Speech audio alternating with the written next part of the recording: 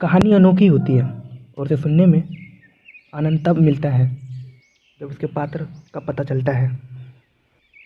एक ऐसी ही कहानी है एक ऐसे गांव की जहां ब्रह्म राक्षस का जन्म हुआ था। सिंगरौली गांव, जहां का पर्यावरण अन्य गांव से काफ़ी बेहतर था। यहाँ के लोग की बोली में काफ़ी मिठास थी। यहाँ पर एक ब्राह्मण परिवार रहता था। गांव में उनकी बहुत इज्जत थी। गांव के मुखिया सरपंच उन्हें बेहद पसंद करते थे और उनके बेटे का ज़्यादा पढ़ा लिखा होने की वजह से गांव की सारी ज़मीन का दस्तावेज उनके घर में ही रखा जाता था और कोई भी सरकारी काम के लिए उनके पास आते थे। पंडित जी भी गांव की प्राचीन मंदिर में रोज़ सुबह शाम पूजा करते थे।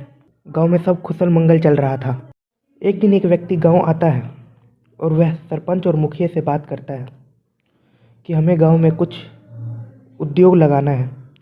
कब तक गांव वाले और आप सभी खेती पर ही निर्भर रहेंगे। सरपंच को सुनकर अच्छा लगता है, वह मान जाता है।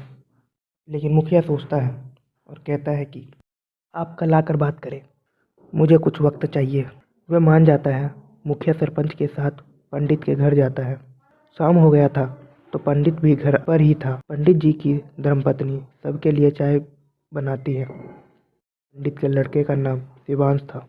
शिवांश आता है तब सरपंच और मुखिया कहते हैं कि आज कोई आया था और वह गांव में कुछ उद्योग लगाने के बारे में बोल रहा था। शिवांश कहता है कि आप दोनों ने क्या बोला? तो वह कहता है कि मैंने समय लिया है ताकि मैं तुमसे पूछ कर बता सकूं। सब कहते हैं कि ठीक है, कल बात करते हैं। वे सारे लोग चले जाते हैं। अगले सुबह वह आदमी फिर आता है और इस बार शिवांश भी रहता है। शिवांश उद्योगपति को पूछता है कि यह उद्योग किस चीज़ का है, किसका प्लान लगाने वाले हैं आप लोग? कहीं केमिकल फैक्ट्री तो नहीं, क्योंकि इससे गांव की हवा दूषित हो सकती है और हम आपको प्लान लगाने नहीं देंगे।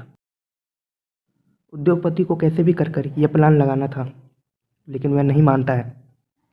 वह वहाँ से चला जाता है। रास्ते में पंडित जी मिलते हैं तब वह पंडित चरण सिंह जी को कहते हैं इसके बारे में और उनको लालच भी देते हैं। ज़्यादा लालच देने की वजह से पंडित जी मान जाते हैं और वह घर आकर चोरी से अपने बेटे का कमरे में से गांव की सारी नकद चोरी कर देते हैं और जाकर उद्योगपति को दे देते हैं। उद्योगपति का काम होते ही वह पंडित को अपने रास्ते से अलग कर देता है और उसके लिए स्वर्ग का दरवाज़ा खोल देता है। उद्योगपति गांव के सारे किसान का ज़मीन हड़प लेता है और उन्हें गांव से बाहर निकाल देता है। साथ साथ गांव के सरपंच और मुखिया को भी गांव के बाहर निकाल देता है। उद्योगपति अपना उद्योग लगा लेता है और खूब पैसा कमाता है। सिंगरौली गांव की हवा दूषित हो जाती है। आर्यन सोचता है कि इससे मेरे पिता का क्या लेना देना। तब वह बूढ़ा व्यक्ति कहता है कि उद्योगपति और कोई नहीं, तुम्हारा पिता ही है, इसलिए तुम्हारे पापा के ऊपर एक ब्रह्म राक्षस का साया है। ब्रह्म राक्षस और कोई नहीं, चरण सिंह पंडित है। आर्यन बूढ़े व्यक्ति की बात सुनकर चला जाता है। अगले सुबह वह एक बहुत प्रसिद्ध पंडित के पास जाता है। आर्यन झुंझुननाथ चौधरी को बीते बात बताता है।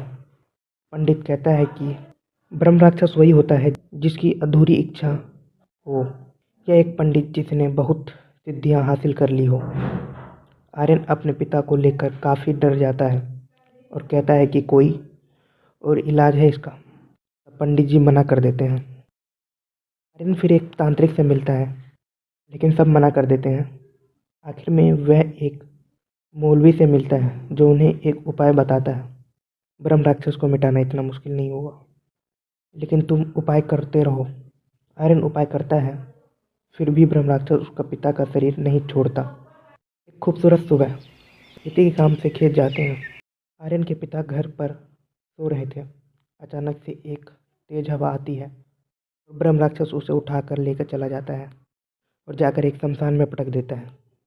सारे गांव के लोग वहां पहुंचते हैं और आर्यन भी पहुंचता है। तो फिर सारे लोग उससे खूब मिन्नतें करते हैं। ज़्यादा मिन्नत करने के बाद ब्रह्म राक्षस मान जाता है और आर्यन के पिता को छोड़ देता है। लेकिन ब्रह्म राक्षस अपना शर्त रखता है और वह कहता है कि गांव के सारे किसानों को उनकी ज़मीन देनी पड़ेगी और उसके बेटे को भी वही मान सम्मान से गांव लाया जाएगा और मुखिया और सरपंच को वहीं रहने देते हैं।